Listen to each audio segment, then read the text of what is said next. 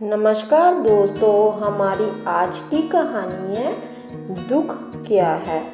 एक खुशहाल परिवार जिसमें माता पिता, दादा और भाई बहन थे। उन्हें अपनी खुशियों पर नाज था। एक दिन ऐसा आया जब पिता ने साथ छोड़ दिया। अपने बेटे के चले जाने से दादाजी को बेहद अफसोस था, पर उन्होंने अपनी बहू और पोते पोतियों के भविष्य को पहले स्थान दिया और अपने गमों को छोड़कर नई राह पर चलने का जज्बा अपने घरवालों को दिया। लेकिन 1 साल बाद ही उनके पोते की एक दुर्घटना में मृत्यु हो गई। ये वक्त बहुत गंभीर था, पर इस वक्त में भी दादाजी और उनकी बहू ने संयम से काम लिया। घर की बेटी की ओर ध्यान देते हुए आगे बढ़े।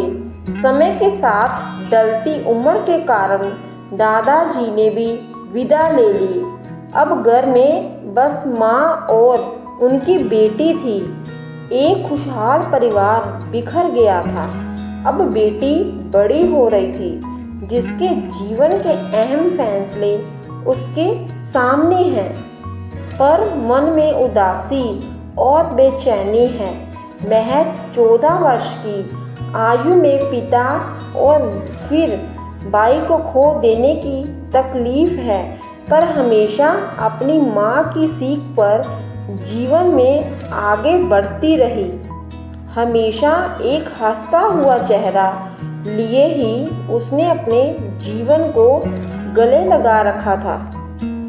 एक दिन अकेलेपन के बांध टूट गए और उसने भरी हुई आंखों से अपनी माँ से पूछा, माँ, हमेशा आप कहती हो कि हमारी जिंदगी बहुत अच्छी है, दुनिया में बहुत तकलीफ है, पर हमारे साथ ईश्वर है।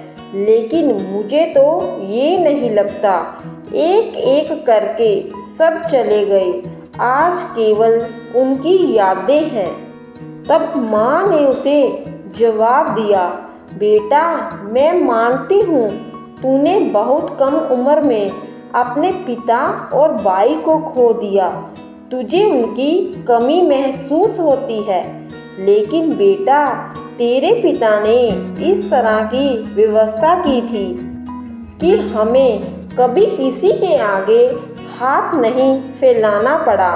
ना हमारे सर से छत हटी और ना कभी तेरी परवरिश में कोई कमी आई।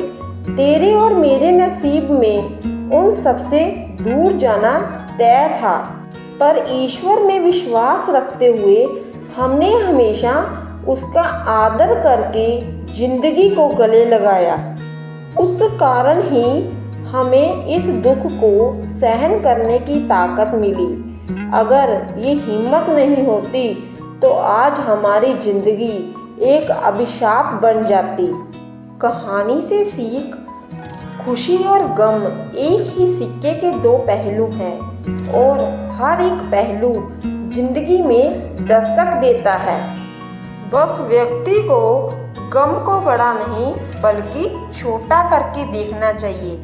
तो दोस्तों, यदि आपको हमारी ये स्टोरी अच्छी लगी हो तो हमारे इस चैनल स्टोरी बुक को सब्सक्राइब करें। धन्यवाद।